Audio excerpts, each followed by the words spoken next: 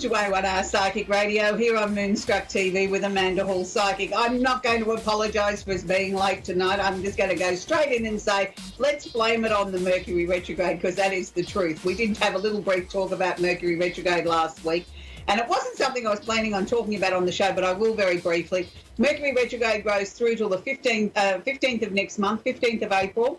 And it will be things exactly like this: power outages, glitches in your computer, lost emails, people not having their listening ears on, people not really paying attention. Anything that can go wrong on a communication level, be aware for it, be prepared for it, be like the Boy Scouts. You've got to be prepared. For those of you that might be travelling over this Easter weekend, please be extremely careful on the roads, however you're managing to make your journeys. Be aware Mercury retrograde does play havoc with things like that too, mix-ups in timetables, lost luggage, flights being delayed, or you going to the wrong airport terminal to catch the wrong plane, things like that. So please just double, triple check everything. And most of all, remember to take your patients with you, because other people's nervous systems are going to be frayed. They're not going to be listening. They're going to be snappy and aggressive and carrying on a little bit. And it's like, this is how Mercury plays out. But we're going to talk a little bit more about Mercury a little bit later on in the show as well, in our glimpse around the universe.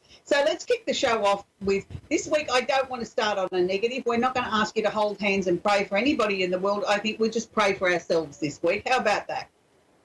We'll all head into this wonderful, fantastic time of the year called Easter. Whether you have a religious belief and it's something that's really important to you, and it's a family festive time, and you follow those family traditions and religious traditions, that's terrific. For those of you that don't, that's your personal choice. But it is a holiday period, and it is a time when I think we should all be considerate of our fellow human beings, our family, our friends, the people that are closest to us, our neighbours, just everybody in the world. Let's treat people how we would like to be treated, particularly over this Easter break, and be mindful that there is some people that don't have anybody special to share this very festive event with. Maybe, if you know that your neighbour's going to be on their own, why don't you invite them over to the family gathering and make them feel important? Just a little bit of kindness goes a long way.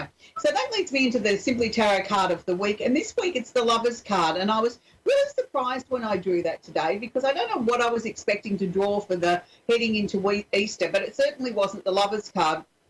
And then I thought, but no, hang on a minute. This is actually the very right card, the very right energy heading into a holiday break, where we can be looking. Some people will be looking for new love affairs. Some people will be looking for romance to build again within their relationship or their marriage. Other people will be looking to encompass loving relationships with their relatives, their friends, or just be more loving towards people in general in our lives. So I think that there's a really strong message here about really sharing the love over this holiday season and really being kind and mindful to everybody that we come across. And if you happen to be dining out or shopping or doing other things, make sure you have your smile on when you go in, and be kind to that person that's taking time out of their family break and their special time with their loved ones to serve you, to make your holiday period that little bit better. So we've got a very, very big week happening astrologically this week. We've got a blue full moon in Libra. Now, what does that mean in layman's terms, I hear you ask? The blue moon means a second full moon in any one calendar month. That's why sometimes we might have 2 or 3 blue moons in a year, and then we may go years without having any.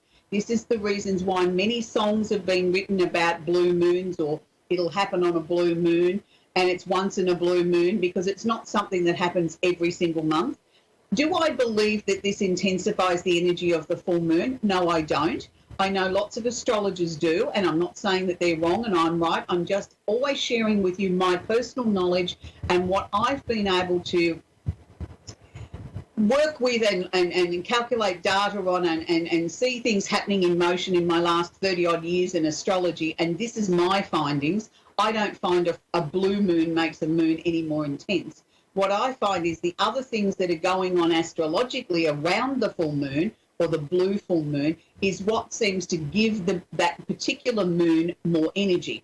As we open ourselves up and become more psychic, or just try and become a better person and be more aware of our surroundings and being kinder to our fellow human beings, we then find that we vibrate more to the moon's energy, because the moon is something that changes astrological signs. It goes from Aries to Taurus and so on around the zodiac every 2.5 days. So that's only 30 hours does it stay in a sign. It doesn't stay in there for 30 days or 30 months. It's 30 hours. So it's pretty fast moving. It is the actual fastest moving planet, or luminary as it's technically called, that moves around the zodiac. So this is why our emotions go up and down, and people say it's like the ebb and flow of the ocean. So if you have a house full of women, you'll find women will all sync their monthly cycles around the moon energy. For some people, they find that they're more titchy, more nervous, more upset around a full moon, more so than they are other moon cycles of the month. And the reasons for this is the full moon is about release. It's about letting go. It's about releasing the things that are no longer serving us, or the things that we no longer need in our lives. So it makes sense that our emotions might be all over the shop as we're trying to sift through the things that have been going in and out of our mind, the memories, the things that have been coming in and out in the last 30 days or so, and the things that we're now ready to let go of. So that leads me on to the candle of the week, or candles of the week this week. Obviously, we're going to be working with the full moon candle. Now, what I want you to do in this instance, say you have 2 or 3 things that you're ready to let go of, and that may be old childhood memories, it could be a disagreement you had with somebody, or just basically wanting to let go of some of your silly habits. You know, you might say, I'm not going to be negative now, I'm letting go of all my negativity. So write it down on a piece of paper, read it out aloud before you light your candle, then place it underneath the candle, and then always place the candle on a coaster or a saucer. Never place it directly on a piece of furniture or a surface, because the candle that itself doesn't get hot, the eco soy doesn't get hot, but the actual glass or metal container does. So we don't want any accidents there. Out of an extra large candle, you should get up to 100 hours if you keep the wicks well trimmed, and that you also don't sit your candle in a draft or underneath an air conditioner or a fan. And make sure, for safety reasons, never under curtains and things like that, and always be with your candle. Don't leave them unattended. Now, because it is the full moon, you can use your full moon. For any blue moon, you can use your full moon candle. I like to start working with it about 48 hours or 2 days before we actually go to, and I beg your pardon, I said 30 days. The moon changes 46 hours, not 30. 42 hours, not 30. So I beg your pardon, my maths isn't good today. So I'd be looking at starting this on Thursday, somewhere between 5 minutes minimum to 2 hours maximum. And I would do the same on Saturday of the full moon, Sunday of the full moon. So we're looking at roughly, if we say Saturday, Sunday, Monday is the full moon. And then I like to taper it off with another day or two past the full moon. So I'm looking at a full moon cycle stretching 7 days. That's just my personal way of working with it. You work with what works for you. Now, the other candle that I would burn at this time would be the Libra candle, would be my air sign candle, because we want to get as much maximum letting go processes as we can out of this blue full moon. For those of you that don't have my candles, that's fine. You can work with any candle that you like.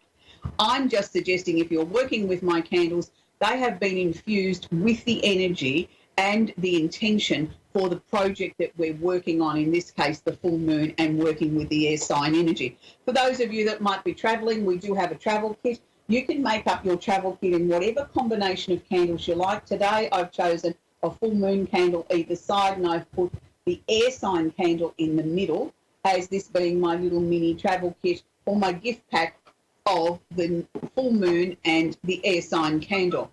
So as we now move on to our little glimpse around the universe, this week we have obviously the blue full moon in Libra, but we also have in Aries a plethora of planets that I really have to talk quite quickly so that we can get to taking some calls.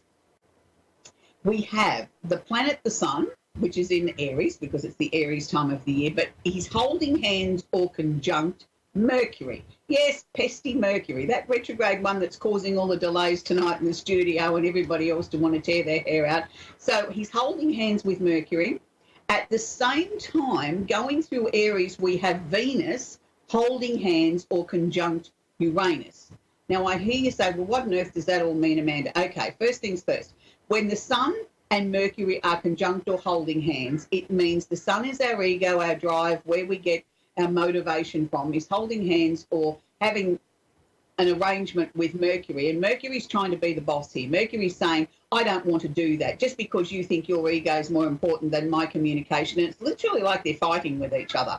So you're going to find some aggressive tension type energy with people that you encompass, people that you're dealing with in your day-to-day life, work life, going shopping, going to the mechanic, whatever. People are going to be grumpy, not going to be their happy old jolly selves, and they're going to be short-tempered. Their needs are going to be more paramount or more important than yours. They're not going to be listening, so you have to pay extra special attention in not sounding bossy or authoritarian when you're trying to have a conversation with someone or asking or requesting their help. You have to also be very thick-skinned, that you don't get upset if they bite your head off when they reply to you, because they're just working with this energy. Now, at the same time, we have Venus conjunct Uranus. Now, what this is going to be, for some wonderful lucky Arians and some of the fire signs, they may just meet the love of their life over this Easter weekend or during the next week, and the same for Librians. What I would suggest, if that's the case and somebody comes into your life very, very suddenly and they're too good to be true, then be careful. Maybe they are a little bit too good to be true. Just make sure that you don't just get caught up in the heady emotion of Venus conjunct Uranus, and it's so exciting and it's different and it moves so fast that this is the most amazing thing, that you forget to put a dose of common sense in there. What this means on a much broader spectrum is that over the weekend, particularly with the Easter break, we need to be super careful in the way that we communicate with family, loved ones, friends, things like that. Be very, very careful on the alcohol. This is the time when people start to speak the truth or get a little bit more gung-ho about, I can speak up about all the things that are wrong in the family and how you've annoyed me all these years, and next thing you know, there's a family war going on.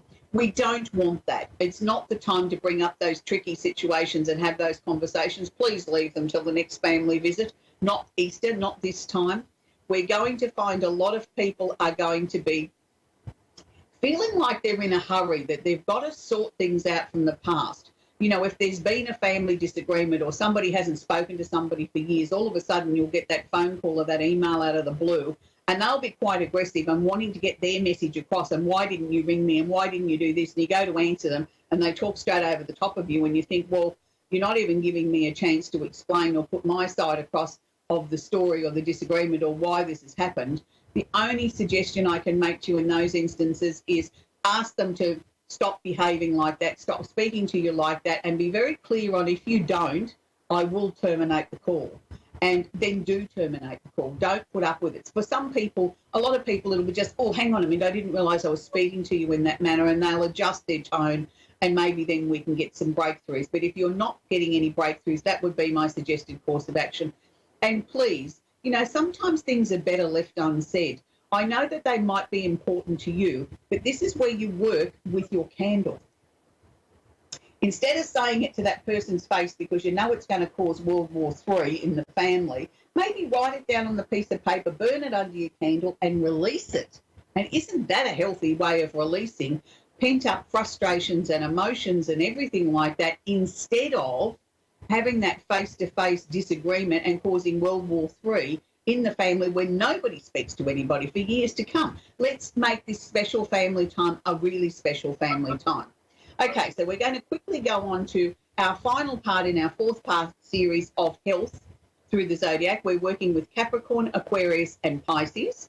So quickly into Capricorn. Capricorn rules things like the skeleton, the knees, anything bone or muscle related. So Capricorns quite often attract illnesses like arthritis and things like that, and, you know, broken bones and things like that if they're not handling their emotional energy. So be very aware of that if you're a Capricorn, that you need to really make sure that you have proper fitting shoes and that you don't take ridiculous risks in exercise and work projects, stretching your body in ways that you're not a contortionist.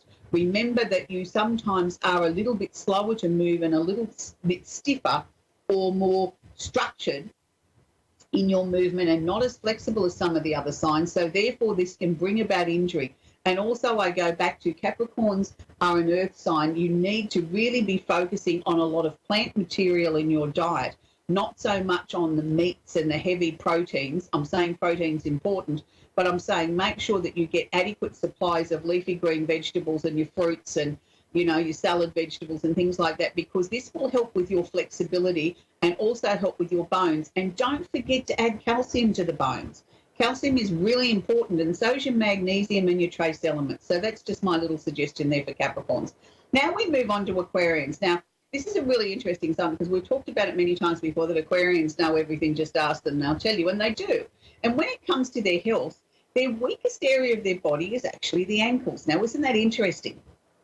It's sort of the part that supports the legs and supports the body. And, if you break your ankle, you really have trouble standing up or balancing and probably be in a lot of pain. But it also, in my opinion, rules the nervous system. So it sort of rules things like skin and, twitches and things like that. So Aquarians really do have weak ankles. They need to be very aware of that, and particularly if they play a lot of sport. It's not my suggested course of action for Aquarians to wear too many high-heeled shoes because they might just topple over. So you really do need to be aware of those things, and particularly as you get older, that you look after that part of your body. So we go on to the final sign, which is Pisces, and it's not the least important sign. It's nothing like that. It is just the final sign in the zodiac.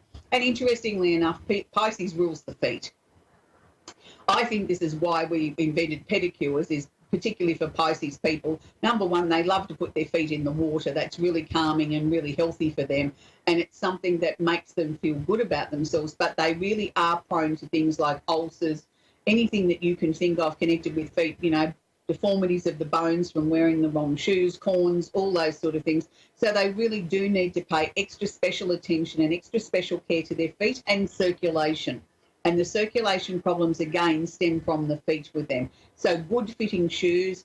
I'm also going to suggest here maybe some time without shoes and allowing the vibration of the earth to come up and be very grounding for them wouldn't be a bad thing, or dipping their toes in some water, like some seawater or some natural water, is also very beneficial. So that wraps up our 4-part series on health in the zodiac. Next week, we're going to have an extra special show, because next week is Secrets of Tarot, which is simply Tarot's little sister's first birthday.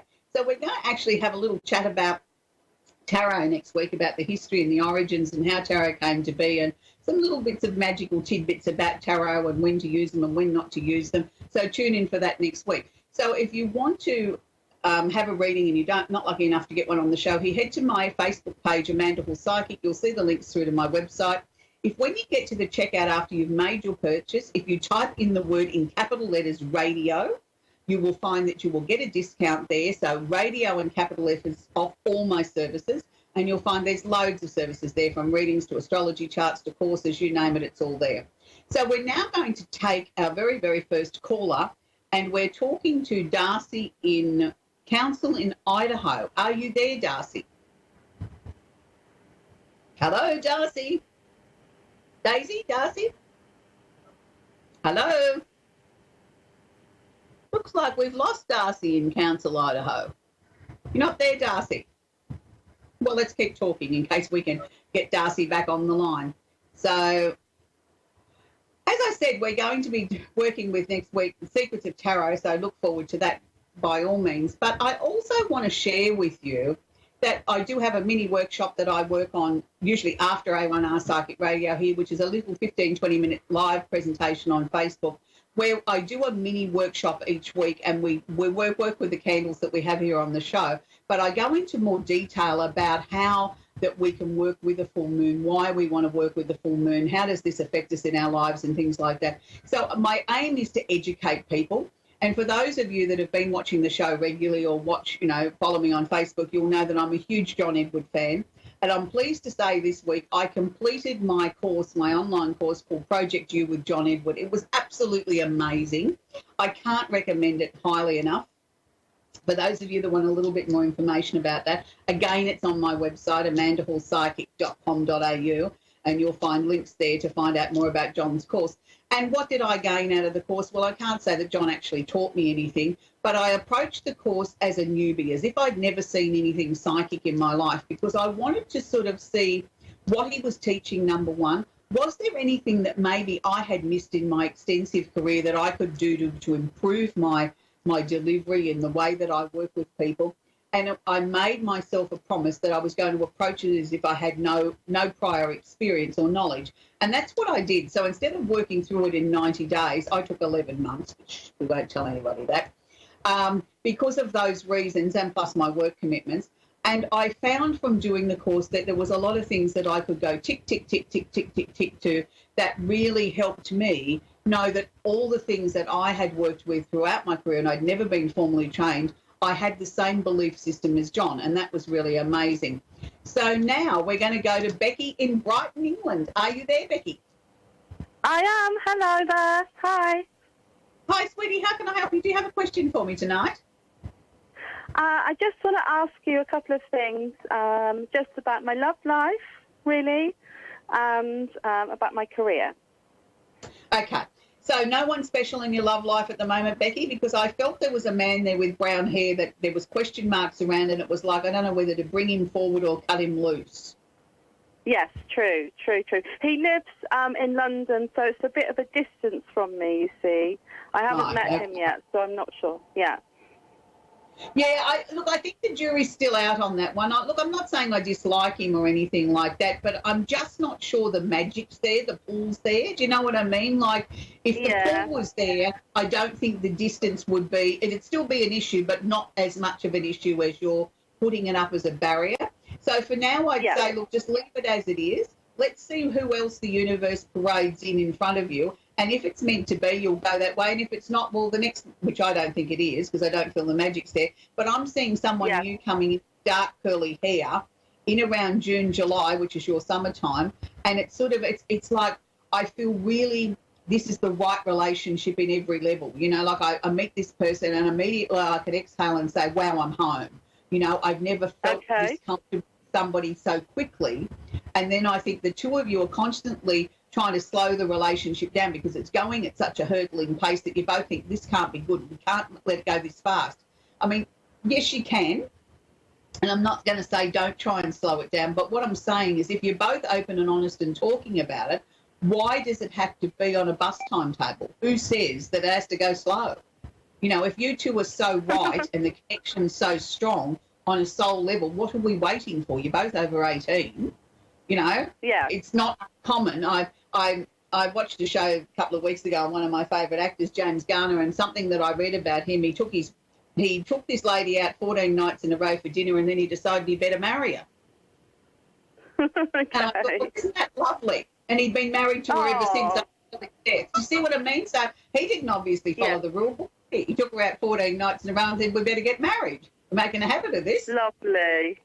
Yeah, so that's what I'm using that as an example for you to say, you know, there is no right or wrong. It's what we want to do as individuals. Now, let's quickly move on to your career. It's interesting because, again, I've got question marks around that. Should I stay? Should I be looking for something different? They're showing me the answers are not meant to be there just yet. Let's wait until July. Let's just let the waters settle until July, and then there'll be a very clear direction at what the next step is. And I feel then there will be a decision to go into actively either some further training or some further study, which will take you off into a new direction.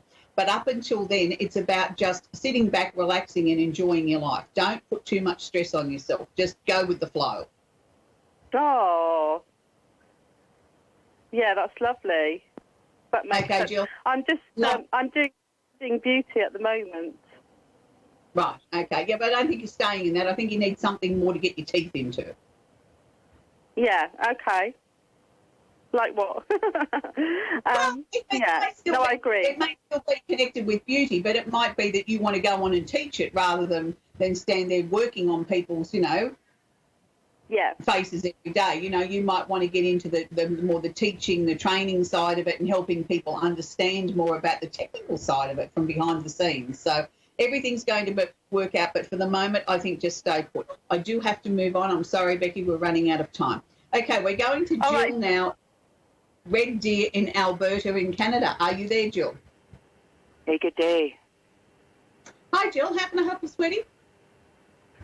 I just wanted to talk to you, wanted to know if I could connect with some people. Okay, Jill, I don't necessarily guarantee we can connect with other people.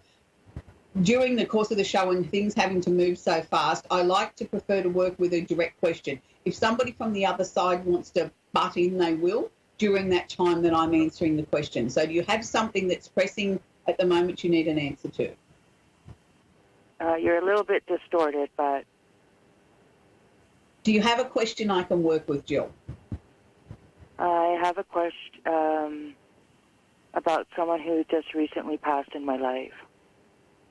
Okay, well, fire away with your question and I'll do the best I can do. Okay. So what's your question relating to that? I just wanted to know if this person had anything to tell me. Not at this point, they don't, because they're grappling with the fact that their life was taken from them. I feel that they're still feeling quite overwhelmed by everything that's gone on. They're not necessarily giving you something that can make you feel better at this point. They keep showing me that there's a lot of people crying too much. So I don't know how to interpret that. I mean, it's still a sad time as far as I'm concerned if it's only been a recent thing. But this person is saying to me, everybody's overreacting to this. Everybody's way too sad. You know, it was sort of as if, was it an accident? With my daughter, she passed away March 7th. She took her life. Okay. But she's telling me it was an accident. She hung herself in the bathroom at a hotel room. Yeah, but I'm still going to say to you, she keeps showing me that in her mind, she didn't deliberately go there to do this. It's something that she did on the spur of the moment. It was like an accident. Okay. And she's still coming to terms with her own actions of what it's caused. She's now no longer here. So please, I think, only being less than 3 weeks, I think it's still very soon. Everybody's still very raw, and you will be for some time, sweetheart. She will come through to you. She will give you some messages as time goes on. I'm really sorry for your loss, and I don't mean to be rude. We have less than 20 seconds left of the show. But I want to say to you, there's nothing you could have done to prevent it, change it, or stop this. It was one of those freak situations like an accident that happened. And it wasn't something she did to punish you or hurt you or anyone else. She'd been struggling with her emotions for quite some time.